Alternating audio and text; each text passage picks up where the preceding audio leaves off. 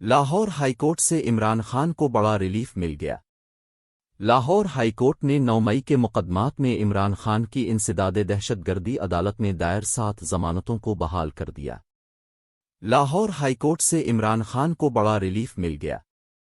لاہور 30 جنوری 2024 Lahore high court سے بانی P T I Imran Khan کو بڑا ریلیف مل گیا۔ لاہور ہائی کورٹ کی جسٹس عالیہ نیلم کی سربراہی میں 2 رکنی بینچ نے عمران خان کی درخواستوں پر فیصلہ سنا دیا۔ لاہور ہائی کورٹ نے 9 مئی کے مقدمات میں عمران خان کی انسداد دہشت گردی عدالت میں دائر 7 ضمانتوں کو بحال کر دیا۔ انسداد دہشت گردی عدالت نے عدم پیروی پر عمران خان کی ضمانتوں کو خارج کیا تھا۔ 11 اگست 2023 کو انسداد دہشت گردی عدالت نے جنا ہاؤس حملہ سمیت 7 مقدمات میں عبوری ضمانت کی درخواستیں مسترد کر دی تھیں۔ اس حوالے سے جج اعجاز بٹر نے فیصلہ سنا دیا۔ عمران خان کی درخواستیں عدم پیشی پر مسترد کی گئی تھیں۔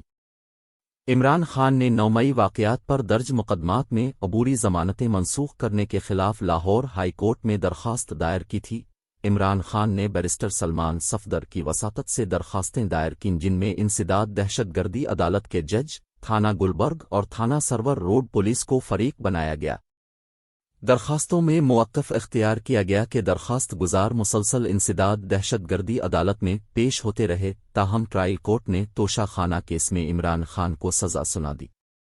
پولیس نے سابق وزیر اعظم کو گرفتار کر کے اٹک جیل منتقل کیا۔ انسداد دہشت گردی عدالت نے عدم پیروی پر ضمانتیں خارج کر دیں۔ درخواستوں میں موقف اختیار کیا گیا کہ انسداد دہشت گردی عدالت کے 11 اگست کے فیصلے کو کال عدم قرار دیا جائے۔ علاوہ ازیں لاہور ہائی کورٹ کی جسٹس عالیہ نیلم کی سربراہی میں 2 رکنی بینچ نے سابق چیئرمین پی ٹی آئی حملے کے الزام میں گرفتار محمد وقاص کی درخواست ضمانت پر بھی فیصلہ محفوظ کر لیا۔